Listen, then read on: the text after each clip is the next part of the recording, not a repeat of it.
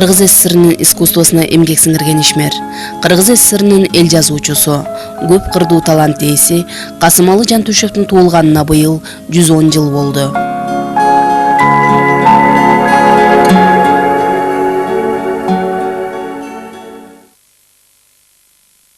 Каскемдин балдары 80-ге апсып 80-ге чыгып калдык. Жап-жашы кеткен экен деп баягы айлыга барганда дагы эстеп, бир айдан бизде баскан турган жерлерин багына барып, дала жолу кончубуз бала келсе. Иши кылып, ошол жанагы аксуулуктар тиги эмелер ошол облусту башкарган жетекчилер жакшы өткөрүштү, мен аптан ыраазы болуп калдым. Жантөшев дээрлик 15 жыл Кыргыз, азыр Кыргыз академиялык улуттук драма театрында иштеген. Менимче бул информация көпчүлүккө анча белгисиз боло берсе керек, анткени маселе мында эмнегедир Жантөшевдин юбилейлеринин бардыгы Гүл театрында өттү. Ушул театрда, мына биздин азыркы улуттук театрда Жантөшевдин юбилейин белгилеген эч ким жок. Чынында Жантөшев ушул театрда иштеген. Эгемендүүлүк келгенден кийин дейбизби, негедир ушул Касымалы Жантөшев жөнүндө учукпай эле эч ким учукпай, айтпай, бул кишинин ошончо маданиятка ушунчалык зор кошкон салымын, адабиятка кошкон салымын биз айтпай келатканыбыз өтө өкүнүчтүү. Касымалы Жантөшев 1904 жылы Көлдүн Тепке деген айылында жарык дүйнөгө келет.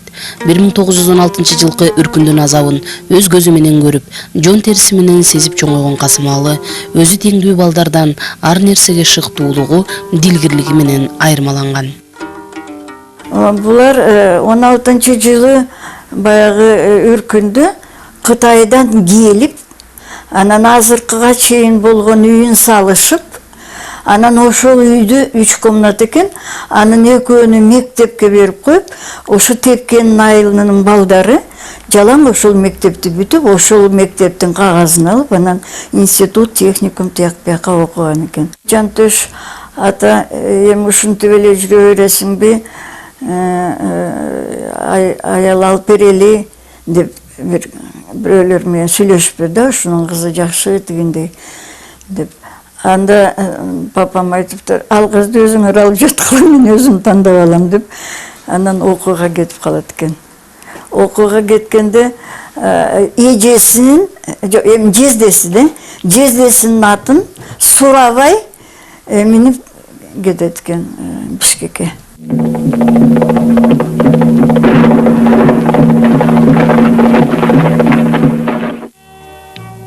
Ошентип алыстан тартып келген Касымалы Жантөшев бактыга жараша алгачкы кыргыз интеллигенциясынын учкан уясы болгон педтехникумдан билим алат. Зияш Бектенов агайдын кийин бизде университетте окуткан агайдын эскерүүсүн Касымалы Жантөшев деген эскерүүсү гезитке чыккан эле, ошондон абдан тактап аны жаш кезим, айрыкча бала кези кандай экендигин ошол аркылуу билдим да. Ал өзү кичинекейинен эле абдан тентек, ар кандай ишке кызыккан, башкача айтканда анын колунан келбеген эч кандай иш жок эле деп эскеришет да. Babam техникумда окуп жүргөндө алардын директору Константин Кузьмичтин иниси Петр Кузьмич деген директор экен. Анан папам мындай тири карак экен балдарга караганда. Бардык кружокторуна. Котормо кружок болсо ага барчу экен, би кружок болсо ага барчу экен. Сөздү сүйлөп, дикция, фикция дегендердин немелерин барына эчтекени калтырбай. Ал эмес жанагы сайма, суйма, игирип, бирдеме сокмой, штопка ошолордун барына барып жүргөн активист экен өтө атам. Ошолордун баарын билчү. Жанагы Касымалы Жантөшев деген Зияш Бектенин эскерүүсүндө бул бир жолу бутунун кызыл ашыгын чыгарып алыптыр. Чыгарып алганда атасы бут неме салчу экен, ошо чыкканды. Атасы келгиче өзү бутунун учуна жипти байлап, тияга бир башын тияга байлап туруп, катуу булкуп туруп өзү салып алыптыр бутун. Анан бир жолу дейт, педтехникумда 40-50 окуучу алиги гираны көтөрүп ойноп атышкан экен да. Ошондо ошол түшүп кетип, мурдун жалпайтып кетти. Касымал жалпак болуп калды. Анан ошондо бар жогу хан дейт, Зияшбектер айтат. Барсам бар жогу хан дейт. Аңгыча кимде жумуру калем бар, карандаш бар дейт. Бирөөсү бере койсо, ошону мурдуна салып көтөрүп мындай. Эки мурдун тең көтөрүп, ордуна келтирип атыптыр өзү. Ошол эле жерде. Анан аңгыча врач келип караса, жайында болуп калыптыр деп врач айтты дейт. Касымалы Жантөшев окуусун аяктагандан кийин түштүктө мугалим болуп иштеп, туташ сабатсыздыкты жоюуда бир топ эмгек сиңирет. Өзгөндө жүргөндө Айымкан аттуу кызды жактырып, экөө баш кошот.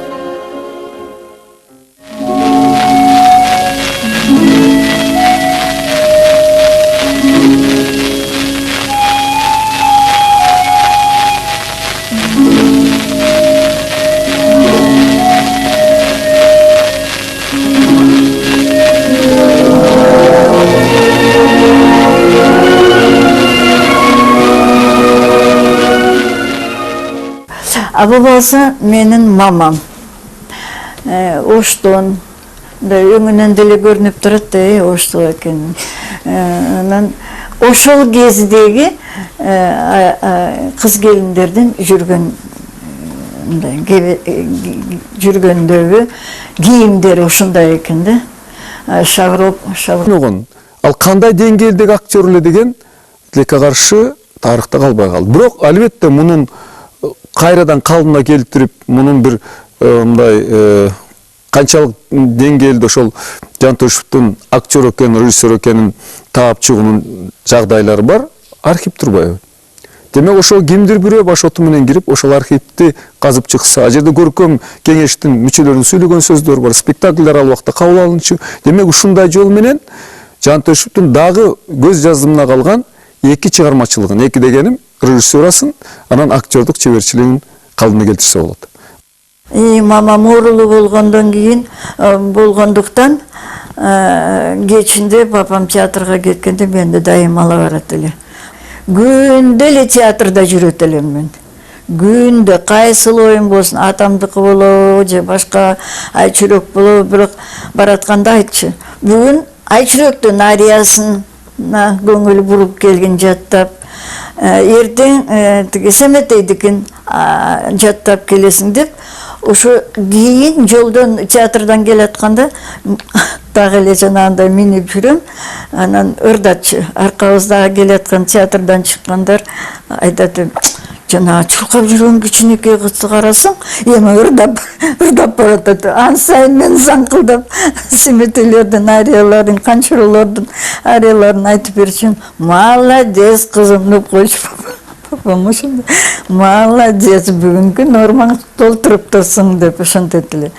Курманбек Каныбектерди аны спектакль кылып койчубуз. Кородогулардын баарын жыйып алып, балдарды спектакль ойнойт элек. Касымалы Жантөшевдин Өч, Курманбек драмалары улуу ата мекендик согуш мезгилинде элди патриоттуулукка үндөгөн бирден бир чыгарма болуп саналган. Бул ушунун тиги Курманбек классика болуп калды. Анткени чынында эле ал жерде укмуштай бир нерселерди чагылдырган, дейли бул фольклор өзү. Жомокту билебиз. Эме да бар. Бирок ошону сахнага алып келип, ушуна укмуштай бир келтиришкенде, анан бала кезден көрүп жүрдүм муну. Алтырга бир нерсени айтайын силерге. Согуш жылдары ачарчылык, курсагыбыз ач, мектепке кедик, кыламын каржасы жаңайлар чуркап барабыз. Ошол азыр Жантөшев атында мектеп болуп калды кийин. Театр келип калды 43-жылы. Анан артисттер деп кайыкпай тааныгандарым бар экен, ошол жерде өзүбүз ачка отурсак дагы алып туруп тиги талкан чогулт эме алып туруп жарма кылып берет артисттерге. Анан ошондо булар ошол Курманбекти алып келишиптир. Анан көрдүк. Эми баягы чоң бир короого коюшту сарайга дейли да. Анан кеткенден кийин кыздар жарбагырлар жаттап алыптыр бүт баягы менен. Анан ушу жатка билип, эми аны өзүбүз сахнага койдук да. Ошону. Жаш балдар. Ошол тиги эми биз анда 2-3 класс, чоңураак балдар 6-7 класстардын балдары койду. Анан Тейтбекти болсо тиги Каскемдин бир тууган иниси бар болчу. Абыл деген. Ал жигит бизден бир 4-5 жаш улуураак болчу. Ошол келген Тейтбекти ошол өзү ойноп берди. Анан кийин даже университетте окуп жүргөндө эми орус группасында окудум, кыргыз группасындагы балдар кадимкидей коюшту ушу өздөрү эле сахнага.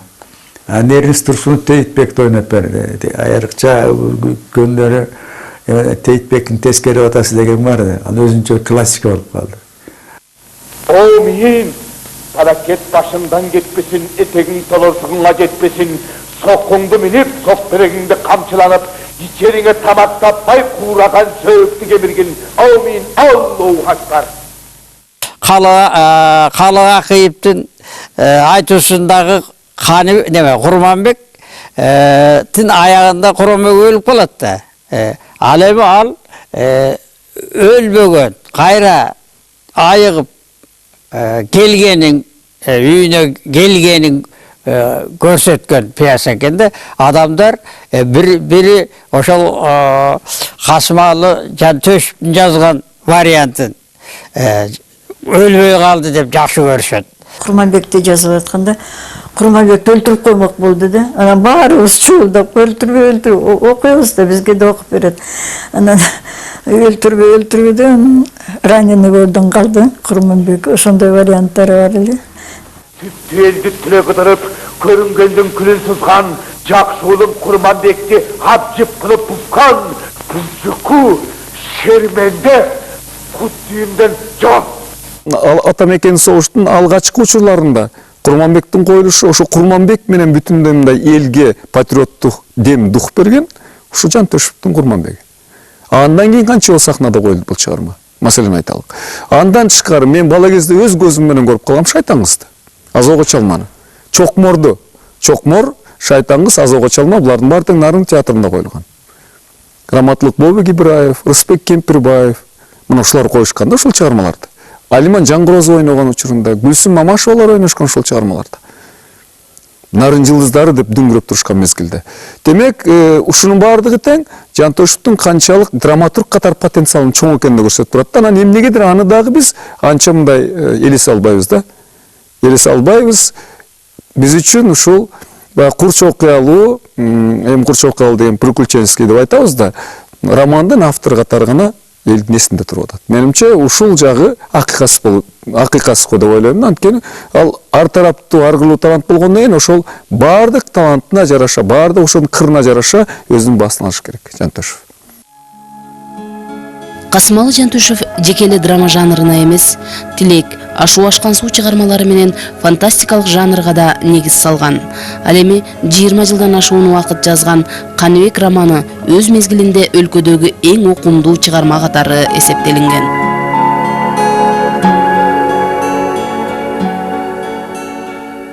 Ошондогу элдин талаш окуганын мен таң калам. Биринен бири алып шунчалык кызыгуу менен өзүнчө эле бир зор бир салтанат катары. Мына Айтмат чыгармаларын кийин биз 5 жылда барып күтүп отуруп, ушунчалык күтүп окугандай, мунун Каныбеги ошол учурдагы 50-ч жылдардагы көркөм прозада өтө зор ийгиликке жетишкен да. Адамдар бардыгы биринен сала бир алып окуган. Было такое неожиданное предложение экранизировать роман, замечательный роман нашего классика, замечательного писателя Жантөшева Касымалы Аксакала. Вот. И мы решили не полностью экранизировать, а снять фильм по мотивам вот этого замечательного романа. И сценарий написали Кадр Маркулов и Леонид Борисович Девиченко. Фильм должен был быть двухсерийный. Понимаете, вот. Его запускали, в общем-то, как двухсерийный. Так, намечали. Ну, нам сказали, вы снимаете первую серию, а потом мы дадим средства на вторую серию. Мы снимали, так сказать, с дальним прицелом, что это будет и вторая серия, какие-то места оставляли для из второй серии, чтобы входили ретроспекции. Поэтому вот фильм, когда смотрят зрители, ощущение незаконченности. Ты готов, Мырза, ради того, чтобы достойно отца помянуть? Не то что отару овец, весь наш род прирезать. Мы ж для тебя не люди. Молчи, паршивый пес! Не шуми. У этого парня не в меру острый язык.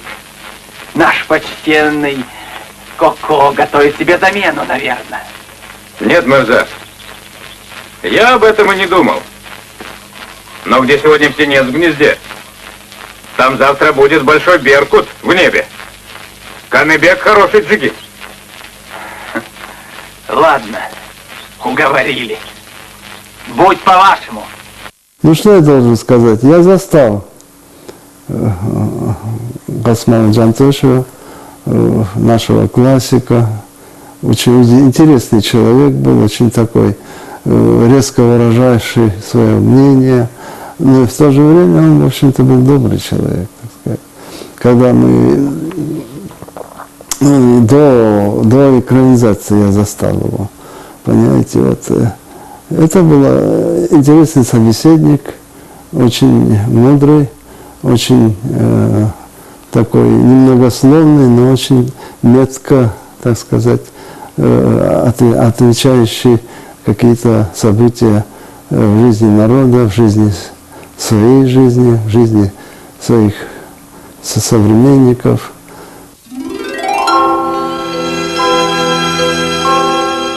Биринчи жубайы Айымкан жаш кезинде оорудан көз жумгандан кийин Касымалы Жантушев Кыргыздын алгачкы билимдүү кыздарынын бири акын Нуркамал Жеткашкаевага баш кошуп, анын уулу Кадыркул Өмүркуловго ата ордуна ата болуп, татыктуу тарбия берип чоңойтот.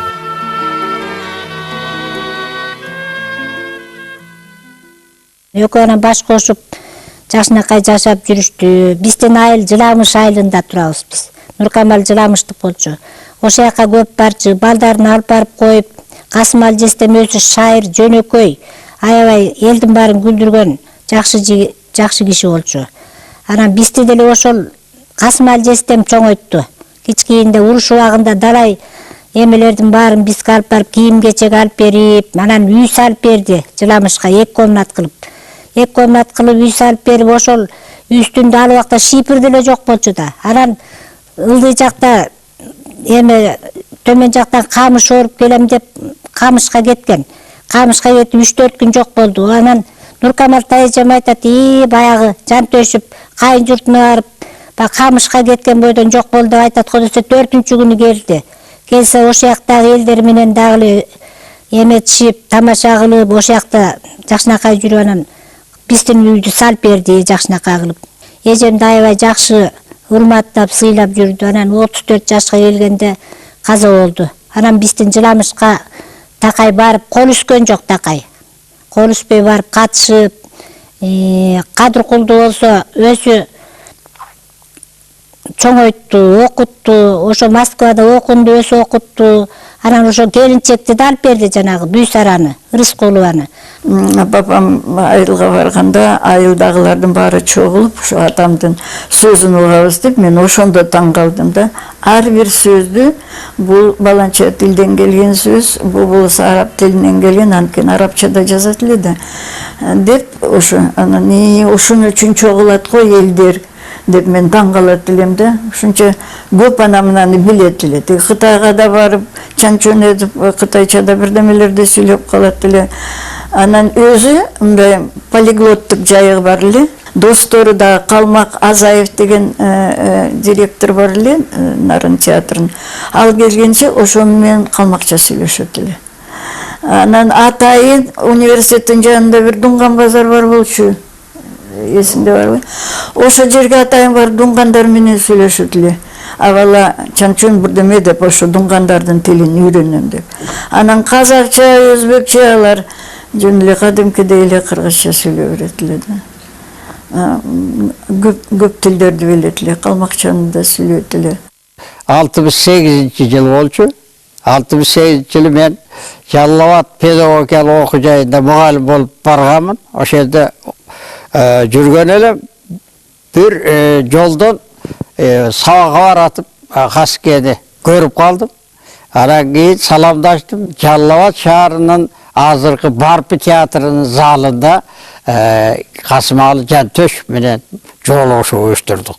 Ошондогу элес, ошондогу көрүнүш, ошондогу Каскени сүйлөгөн сөздөрү мага бүгүнкүдөй көзүмө элестеп турат. Эң негизгиси аягында Каскеге сөз берилгенде Каске шунчалык бир чечилип сүйлөдү. Ошол жаштарга ушунчалык акыл насыятын айтты. Андай болгула, мындай болгула деп. Өзүнүн жазуучулук лабораториясы жөнүндө, өзүнүн башка орусча айтканда хоббиси жөнүндө ал уста элем, мен устачылык да кылам деген. Үйдө инструменттерим бар, башкаларым бар деп абдан ошол жерде көпкө узак абдан жакшы сөз сүйлөдү. Машине тигип, өтү ултарып, анан темир тезек, полкаларды, терезелерди, эмнелерин барын ушул колунан могул эле келбей калды деп айта албайт элек да, барын жасайт эле. Эшик үйдүн ичин карай ачылып турса, бул канча орунду үй элеп атат, муну ар жагын айландырып коюш керек, эшик сыртка ачылып турсун деп да, мындай ичке кирбей. Кайсы үйдө турбасак, ошол жерден бир кичинекей аянтча таап, ошол жерге бирдемени отургузат эле. Сээп коет эле. Бир бурчуна мамама осмо сээп коет эле. Өрүк сайып коет эле. Четине күн карамадан, анан жүгөрүдөн алар батыраак пышат, анысына мындай живой изгородь дегендей болуп, огородко кирбегенде ошолорду немездет эле. Мен ойлойм, мындай сергиш үчүн ошондой физический немелер менен иштейт эле да. Касымалы Жантөшев 1968 жылы 64 жашында оорудан көз жумуп, сөөгү аларча көрстөнүнө коюлган.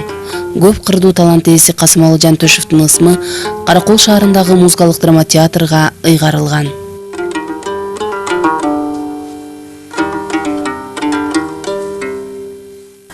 Бабам көпкө чейин ооруп жүрдү, бруцеллез деген оорусу бар эле. Бирок кандайдыр бир кийинки турмуштарында кичине кандай десем, жашы эле кетти, бирок ошо кандайдыр бир давлениясы бар деп да айта албайт элем. Көңүлү чөктүбөй, ошо бир башкача оорулар болду да. Мындай ички нервное потрясение дегендей деп айтат элем да орусча. Быйыл Алы Токомбаевдин, Касымалы Жантөшевдин 110 жылдыгы. Анан негедир эскерилбей атат. Токомбаев деле жакшы эскерилбей атат. Буларды эскерүү керек эле. Айрыкча Жантөшев жөнүндө таптакыр эч ким очукпайт. Мамлекет тарабынан эскерилбей келаткан себеп биринчи биз эстешибиз керек аны. Ушул чөйрөнүн адамдары, маселен театрдын, маданияттын, адабияттын адамдары, ошолордун өкүлдөрү эстесе, анан ошол эстеп турган эгерде мамлекетке, өкмөткө чейин жеткирсе, момундай универсалдуу, ар кырлуу талант бар эле. Ошол талант эмнегедир көз жазымда калып атат деп айтса, анан менимче мамлекетте кыймылдайт болуш керек да.